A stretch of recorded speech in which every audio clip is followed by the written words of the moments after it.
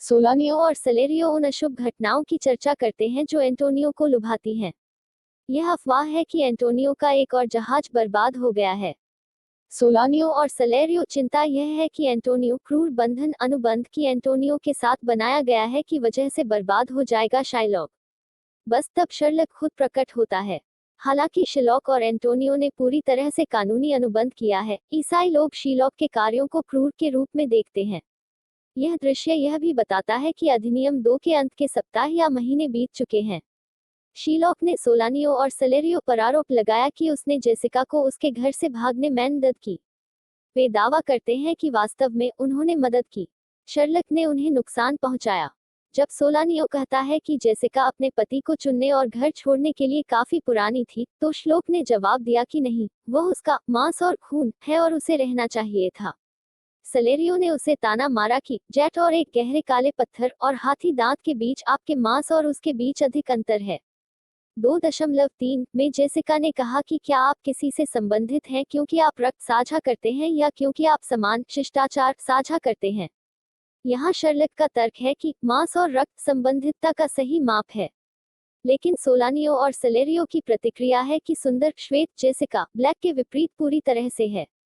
Sherlock इंगित करता है कि वे मानते हैं कि किसी के शिष्टाचार या यहाँ तक किसी के ईसाई होने की इच्छा संबंधितता को परिभाषित करते हैं। सोलानियो तब पूछता है कि क्या शीलॉक ने समुद्र में एंटोनियो के नुकसान की कोई और खबर सुनी है।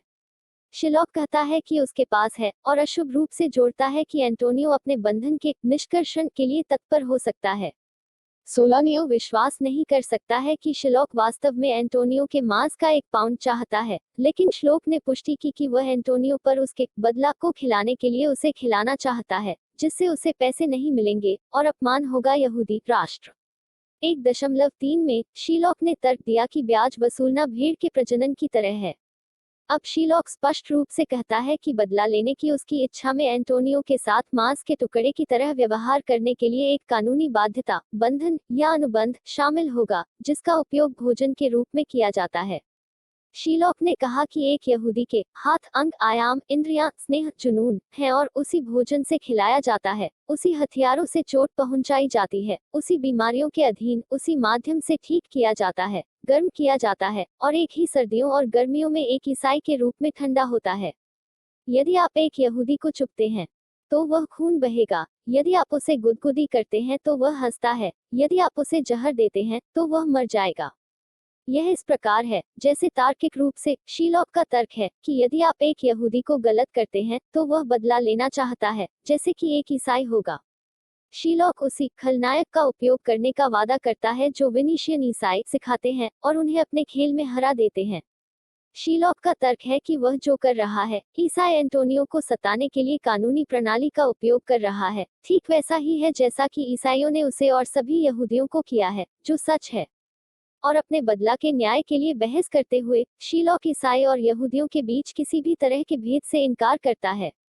वे सभी मनुष्य हैं। उनका तर्क है कि उनके समान पशु कार्यों पर आधारित है, खून बह रहा है, मर रहा है, आदि। शर्लक एक और जानवर की जरूरत के रूप में बदला लेने की आवश्यकता का इलाज करता है। एंटोनियो का एक सेवक प्रवेश करता है और घोषणा करता है कि एंटोनियो सोलानियो और सालेरियो को देखना चाहेगा। वे जाने के रूप में ट्यूबल के एक यहूदी दोस्त शाइलॉक के प्रवेश करती है। ट्यूबल जेनोआ में जेसिका की खोज कर रहा है और उसकी अफवाहें सुनी है, लेकिन उसे खोजने में असमर्थ रहा है।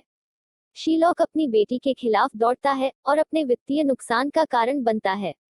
वह विशेष रूप से कड़वा होता है जब ट्यूबल रिपोर्ट करता है कि जेसिका ने एक अंगूठी ली है। शीलॉक को लीह नामक एक महिला ने संभवतः जेसिका की मां को दिया है और उस अंगूठी को एक बंदर के लिए कारोबार किया है।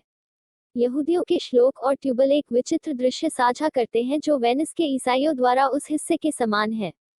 जेसिका की अपनी मां की अंगूठी की बिक्री उसे उसके परिवार के अतीत के प्रति बेवफा के रूप में चिन्हित करती है और यह बताती है कि जेसिका पशु की वासना, बंदर के लिए अपना कौमार या अक्सर महिला जननांगों का प्रतीक बेचने की इच्छुक है।